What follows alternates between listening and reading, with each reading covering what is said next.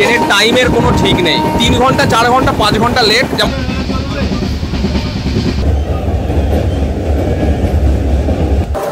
4:17 মানে প্রায় 3 ঘন্টার কাছাকাছি কন্টিনিউ লেটটা মেনটেন করে চলেছে একদম।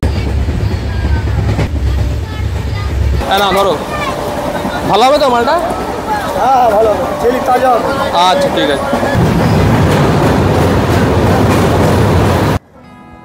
গত 26শে মার্চ 2025-এ আমরা কান্ডারি এক্সপ্রেসে করে হাওড়া থেকে দীঘা এসেছিলাম, আর আমাদের টিকিট করা ছিল এসি চেয়ার কারে। সেদিন ট্রেনটাও কিন্তু খুব একটা লেট করেনি, জার্নিটাও আমাদের খুব কমফোর্টেবল ছিল। কিন্তু বাড়ি ফেরার দিন সেই ভাগ্য আমাদের ছিল না। দীঘার ট্রেন তার আসল রূপটাই দেখিয়েছিল, 3 ঘন্টা লেট। হাওড়া ফেরার দিন 12858 তাম্রলিপ্ত এক্সপ্রেসে আমাদের টিকিট করা ছিল। ট্রেনটা ঢোকার কথা ছিল সকাল 10:35-এ, কিন্তু অলরেডি ফোনে মেসেজ এসেছিল দুপুর 12টায় ঢুকবে। ব্যাস, আর কি, স্টেশনে অপেক্ষা। এমনিতেই এসি চেয়ার কারে টিকিট পাইনি, সেকেন্ড ক্লাসের টিকিট, তার উপর সেদিন গরমটাও পড়েছিল খুব।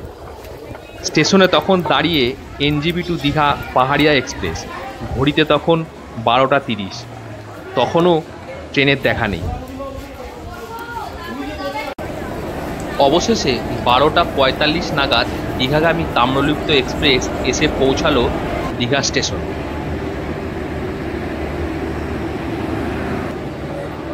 আমাদের টিকিট ছিল সেকেন্ড সিটিংয়ে। ট্রেন থামতেই কম্পার্টমেন্টে উঠে গিয়ে বসলাম। ভেতরটা এত ভ্যাপসা গরম, আর ট্রেনের জানলাগুলোও ছিল ছোট ছোট, আর ফ্যানগুলো তো মনে হচ্ছে ঘুরছিলই না। ঘড়িতে তখন বাজে 1:12, ঘড়িতে এখন সময় 1:26। ট্রেন আমাদের অবশেষে ছাড়লো দীঘা স্টেশন থেকে। পাক্কা 3 ঘন্টা লেট করে ট্রেনটা আমাদের ছাড়লো। দীঘাকেও বাই বাই বলে দিলাম।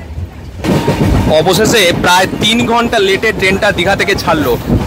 তাই আপনাদেরকে বলবো, দীঘা যদি আসেন,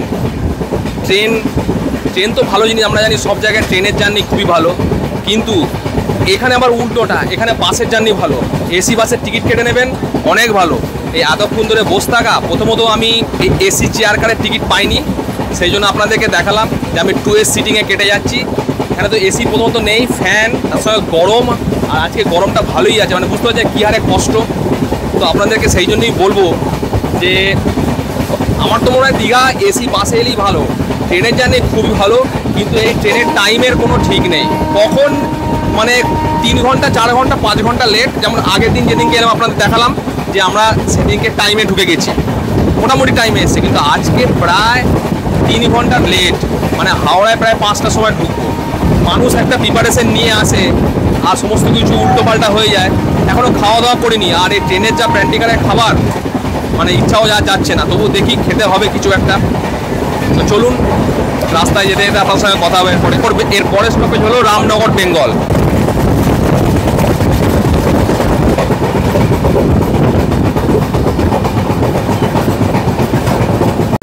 চলে এলো রামনগর বেঙ্গল। এখানে ঢোকার কথা ছিল 10:44, সেখানে ঢুকছে 1:34। ফাঁকা স্টেশন একদম।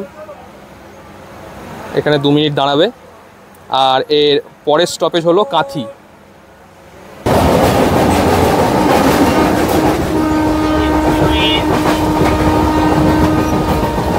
ও মা, ও গরম, বাপরে।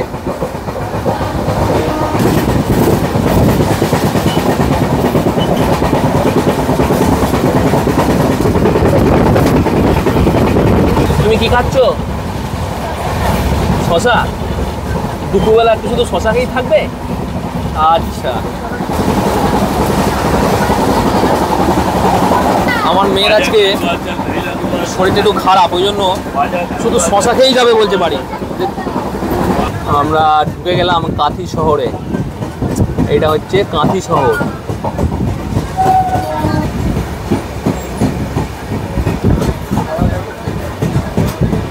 বত্রিশ কিলোমিটার পার করে 12858 তাম্রলিপ্ত এক্সপ্রেস নির্ধারিত সময়ে প্রায় 3 ঘন্টা দেরিতে দুলকিচালি এসে পৌঁছালো কাঁথিতে।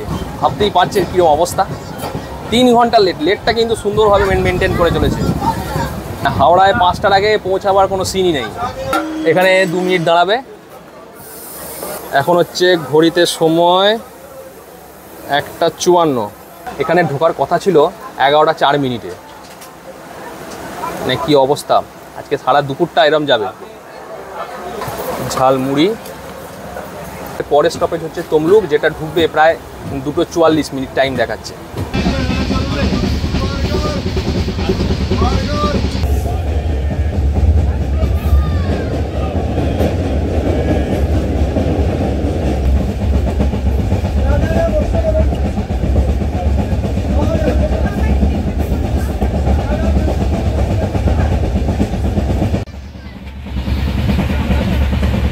এই দুপুরবেলা ভেজ বার্গার দিয়ে লাঞ্চ কমপ্লিট করলাম। খুব একটা ভালো বার্গার নয়, মানে পাউরুটিটা খুব একটা টাটকা নয়, বাসি। এর থেকে আমাদের বাড়ির পাউরুটি অনেক ভালো, কিন্তু কি করব, দুপুরবেলা তো খেতে তো কিছু হবে। এই ট্রেনটাতে এরকম বসার সিট, এই যে এটা বোতল হোল্ডার, আর যথারীতি এরকম একটা এই একটা খাবার ট্রে আছে, এই যে লেগ রেস্ট, স্পেস অনেকটাই আছে। এই হচ্ছে সিট, তবে সিটগুলো মেনটেনেন্স হয় না, বোঝা যাচ্ছে ছিঁড়ে ফেটে গেছে। এটাই হলো তাম্রলিপ্ত এক্সপ্রেসের সেকেন্ড সিটিং। লাগেজ রাখার জায়গা উপরে দুপাশে, আর এই যে ফ্যান চলছে। কিছুজন হাওয়া পাচ্ছে তো কিছুজন পাচ্ছে না। এই ট্রেনের কম্পার্টমেন্টের অবস্থা।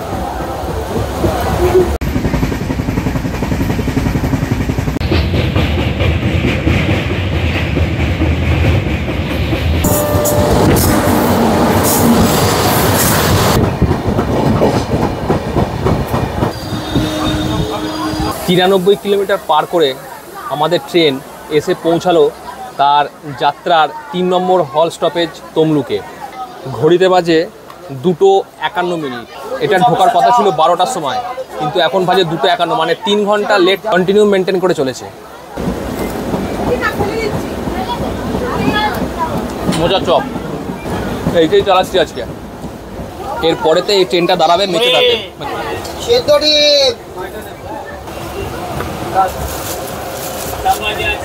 ছেলে ভাজা, চাল ভাজা।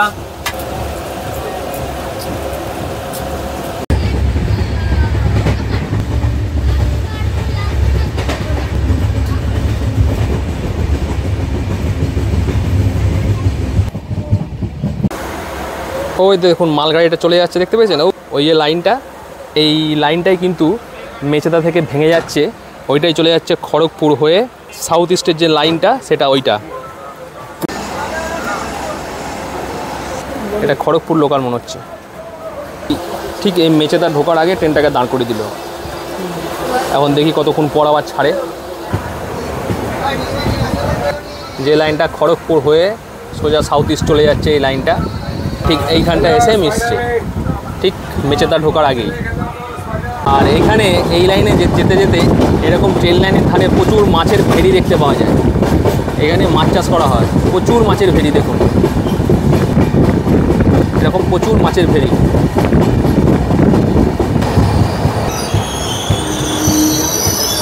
একশো 26 কিলোমিটার পার করে আমাদের ট্রেন এসে পৌঁছালো তার 5ম হল স্টেশন মেচেদা।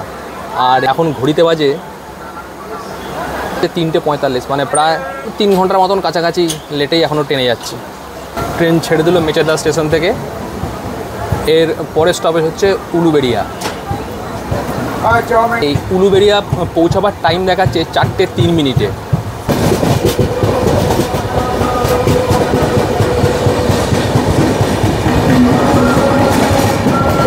এবার আমরা পার করছি কোলাঘাট।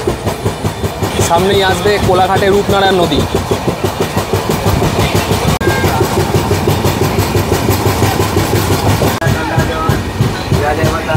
কোলাঘাট।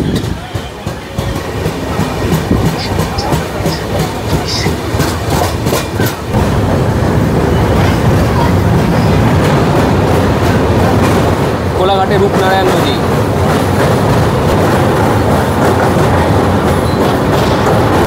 রূপনারায়ণ রূপনারায়ণ রূপনারায়ণ, হ্যাঁ ওই হলো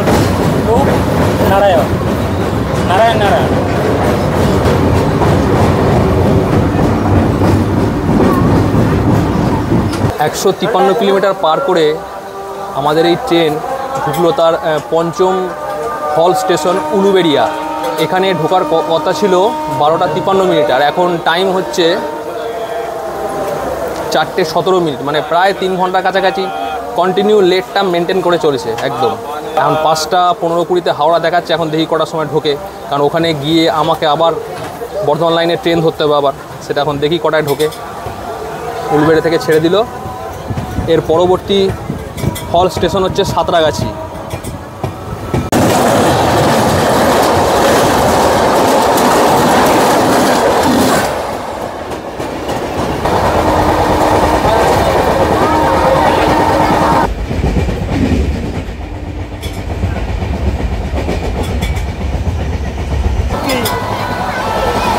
কত 20?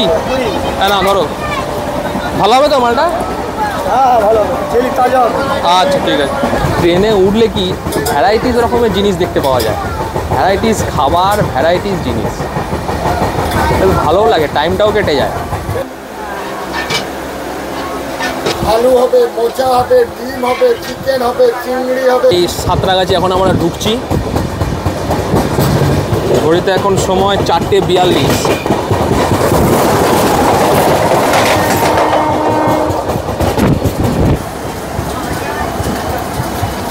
177 কিলোমিটার পথ পার করে আমরা এখন এসে পৌঁছালাম সাঁতরাগাছি জংশনে।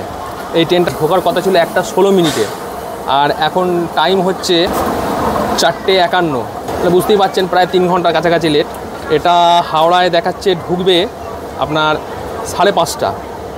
এই ট্রেনটাই কিন্তু কান্ডারি এক্সপ্রেস হয়ে কিন্তু দীঘা যাবে, তার মানে এই ট্রেনটা ঢুকবে প্রায় 5:30 দেখাচ্ছে, মানে 5:30, ওদিকে আরও মোটামুটি ধরুন 25-30 মিনিট, মানে প্রায় 6টা নাগাদ এখান থেকে ছাড়বে, মানে দীঘা যাওয়ার জন্য।